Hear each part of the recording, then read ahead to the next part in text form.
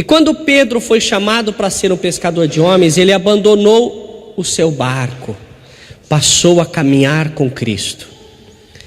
Mas em dado momento da vida de Pedro, em dado momento e dada a situação, ele resolveu a voltar a pescar. E isso não é diferente de mim e de você, que às vezes, por causa das dificuldades, por causa das lutas, a gente imagina que Deus não está com a gente volta a fazer aquilo que fazia, como Pedro voltou a pescar. E eu quero nesta manhã te encorajar a não voltar a fazer o que o velho homem fazia, que eles foram pescar e pescaram a noite inteira. Aí vem para mim, meu irmão, quantas vezes a gente, por ter ouvido uma palavra de Deus, um direcionamento do Senhor, a gente sai daqui da igreja cheio de motivação, mas quando encontra a dificuldade lá fora, a gente pensa em fazer o que fazia anteriormente.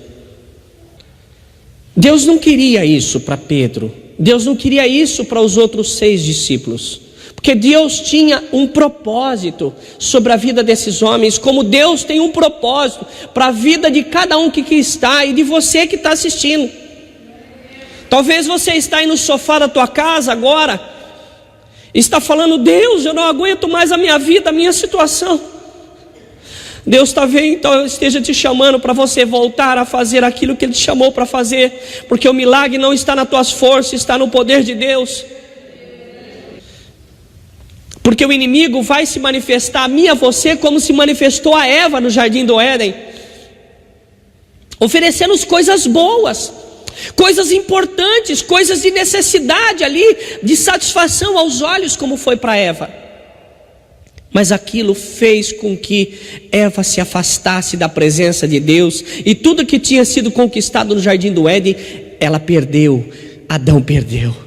Nós, no momento da ansiedade, como talvez Pedro estava ali, não esperou o tempo de Deus e voltou a fazer as velhas coisas.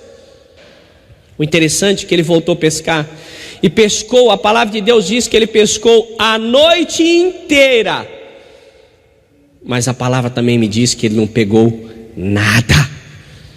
Só houve cansaço, só houve tribulação, só houve um monte de coisas que deixou Pedro e todos os 6 que o seguiram frustrados. Mas Jesus, como sempre, estava ali na margem do rio esperando. Jesus, como sempre, Ele está aqui neste culto, nesta manhã, te esperando, vocês e eu, nós nos aproximarmos dEle. Porque Jesus nessa manhã, Ele tem ali um peixe para te oferecer. Jesus tem ali um pão, o fogo já está aceso, você vai só chegar e aproveitar do banquete do Senhor. Quando Jesus estava na praia, ele estava a cerca de 100 metros, 200 côvados. As pessoas olharam para a praia e viram, mas não o Senhor, mas viram um homem. E alguém perguntou: quem será que é? Eu aprendo algo aqui, meu irmão, que quando a gente se distancia de Jesus, vai fazer outras coisas, mesmo que encontre Jesus, fica difícil reconhecer, porque as escamas dos nossos desejos desceu sobre os olhos. Quando eles estavam voltando com redes vazias, nada encontraram, nada pescaram. Talvez Pedro falou assim: olha, um dia nós fomos pescar nesse lugar, e Jesus mandou eu jogar a rede do outro lado. Vamos jogar a rede do outro lado.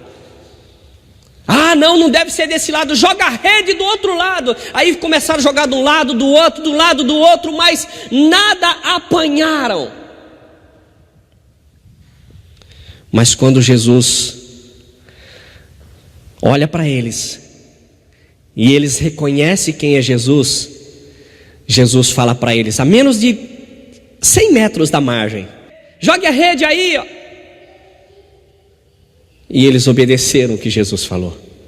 153 grandes peixes. Aí vem a pergunta: mas eles não estavam no meio do mar, Eles não estavam no lugar mais fundo.